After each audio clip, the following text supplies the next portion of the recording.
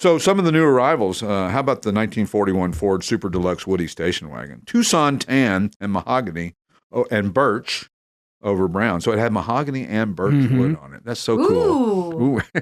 Well, nice. Yeah, that was a great one. That was the best one he's done. We love that one. We love that one, and that was great timing and excellent. So way to go. You get a raise. Thanks. But mahogany and birch is interesting, the two different wood types that they use because of I'm guessing because of maybe the strength or because of the color. Yeah, probably. More aesthetic than... Yeah, a little both. Well, you know that all the roofs on the Model A's and the Model T's were wooden back in the day. That's right. Because they didn't have enough steel. Right. Well, it turns out this was a happy accident with Woodies because they were built, I learned through doing the descriptions, that they were built as a way to save money, as an economy thing. It wasn't for style.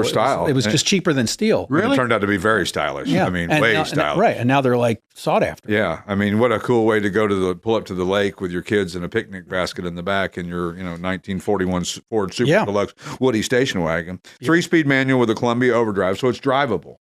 And what I mean by that is that it will be going down the highway, and that overdrive just helps it get a little more legs, because there's nothing worse than driving something that needs another gear. For sure. Yeah, you're in a 4-speed something, and you need that 5th gear. And for those of you who can't see, I'm doing the thrusting into the 5th gear motion on the 1, 2, 3, H 4, pattern. 5. Yeah. Or it's the dog leg if it's a Porsche 928. So 1 is down to the left, and then up is 2nd. Oh. 3rd, 4th. I'll never know. Yeah. Yeah. You'll never experience the millennial. Theft guard. It's a manual transmission with the instructions in cursive. Yes. How perfect. So a beautiful, beautiful Woody station wagon, LeBaron Bonney interior. It's got all kinds of decals and signatures on it. It's a show winner. Wonderful new arrival. How about the 1959 Ford Galaxie Skyliner? Retractable hardtop. Which is commonplace now. They're commonplace now, but boy, I mean, if you think back in 1959, right, and you saw that, I don't think I ever saw one when I was a kid growing up. No. That trunk lid lifted up and that whole top picked up and moved in there, and then there was a little, like a box, if you will, in there that had the luggage, and it was custom luggage that fit perfectly in there. I had somebody tell me about that. There's all these servos. It's not even the newer ones. I've got a hardtop convertible, and it's computerized. These were all servos and manual clicking switches and stuff, and they were a nightmare. And when they went wrong, good luck. Yeah, you were like, I think my car just accidentally ran off a cliff. Whoopsie daisy. Yeah. This thing, torch red and colonial white over red and raven black. The retractable roof, I love it when somebody, when the retractable roofs first came out, and we were like, hey, look at this fancy thing. And go, well, let me show you 1959, Pally. Yeah, exactly.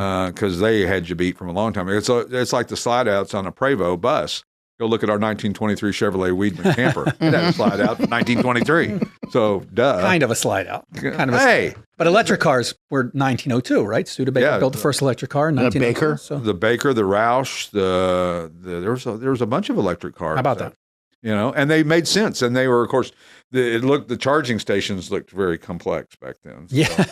Yeah. And this one, the Ford Galaxie Skyliner, has the Ford-O-Matic automatic. Of course it does. And it's heavily optioned. And what was the soft top called? I don't know. The Sunliner. The Sunliner. Right. Oh, you're right. You're right. Very good. A lot of liners. I don't know it all, but there are. I like to let you know the things I do know. I got Zach Brown wrong, so It's all right. We're not holding that against you still. Yes, you are. I know I am. How about the 2006 Maserati GranSport Coupe? Grigio Palladio over black, 15,000 actual miles, recent service, 4.2 liter, 396 horsepower, double overhead cam V8. Man, this car will go. Yeah. They are so cool. And sound good. And sound great and overlooked. People walk right past that car. Then I go, did you notice that? And they go, oh.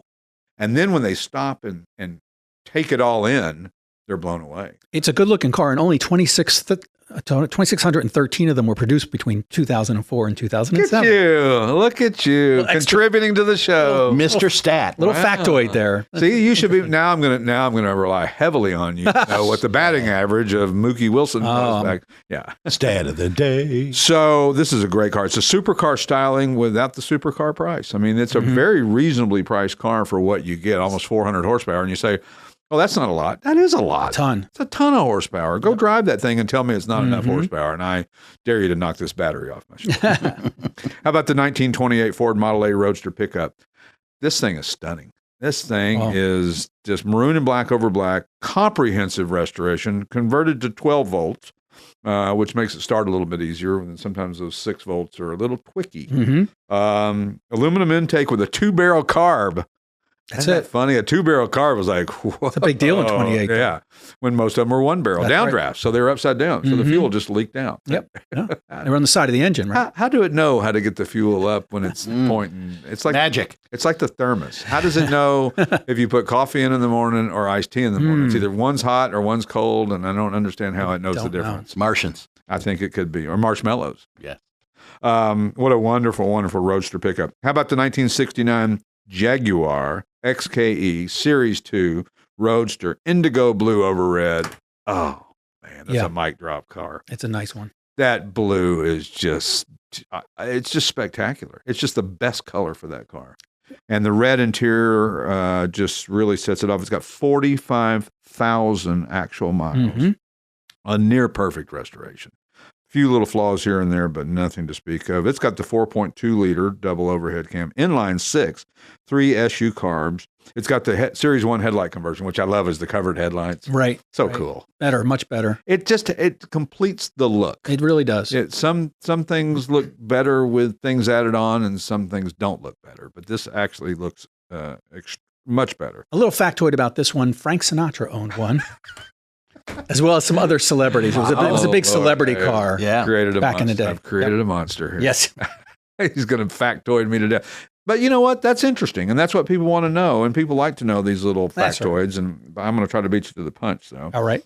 How about last but not least? Yes. Yeah. The 1975 Chevrolet Corvette convertible. This is a car that we've seen so many of them for the years, and I say this all the time, and you walk right past them, and you just don't think much about them. But when you stop and look at this car in this medium saddle interior, beautiful, with the medium saddle metallic exterior and the medium saddle interior, and it's got side pipes, and and the hardtop, it's just a cool looking car. Yep. That brown, something about it, and the paint it's like kilometers deep.